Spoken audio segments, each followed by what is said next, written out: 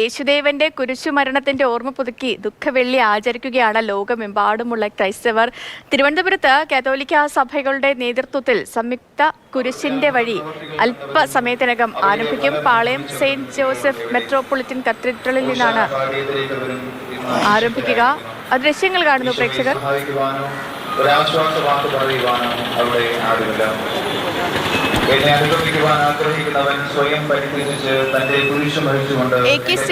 സ്റ്റെഫിൻ, അങ്ങനെ കുരിശിന്റെ വഴിയെയുള്ള തീർത്ഥാടനം തുടങ്ങിയോ പാളയത്ത് നിന്ന്?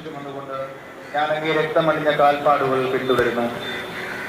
സേതുലക്ഷ്മി, സഹനത്തിന്റെയും സ്നേഹത്തിന്റെയും പാഠങ്ങൾ പഠിപ്പിച്ചു തരുന്ന കുരിശിന്റെ വഴി, അതായത് യേശുക്രിസ്തുവിന്റെ ജീവിതത്തിലെ ഏറ്റവും പ്രധാനപ്പെട്ട സംഭവം, ക്രൈസ്തവരുടെ ഏറ്റവും പ്രധാനപ്പെട്ട ഒരു ദിവസം, അതിന്റെ ഭാഗമായി ഈ കത്തോലിക്ക സഭകളുടെ ഒരു സംയുക്ത ആഭിമുഖ്യത്തിലാണ് ഇപ്പോൾ തിരുവനന്തപുരത്ത് കുരിശിന്റെ വഴി നടത്തുന്നത്. അത് സെന്റ് ജോസഫ് മെട്രോപൊളിറ്റൻ കത്തീഡ്രലിൽ നിന്നും ആരംഭിച്ചിട്ടുണ്ട്. ഏതാണ്ട് 100 മീറ്റർ പിന്നിട്ടു. ഇപ്പോൾ ആദ്യ പ്രാർത്ഥന നടത്തുകയാണ്. അതായത് ഗോകുൽത്ത മലയിലേക്ക് യേശുക്രിസ്തു കുരിശ് ചുമന്ന് പോയ സമയത്ത് 14 സ്ഥലങ്ങളിൽ ഈ കുരിശുമായി വീണു എന്നുള്ളതാണ് വിശ്വാസം. അതനുസരിച്ച് 14 സ്ഥലങ്ങളിൽ പ്രത്യേകമായ പ്രാർത്ഥന നടത്തിയാണ് ഈ കുരിശിന്റെ വഴി വീണ്ടും സെന്റ് ജോസഫ് കത്തീഡ്രലിൽ സമാപിക്കുക.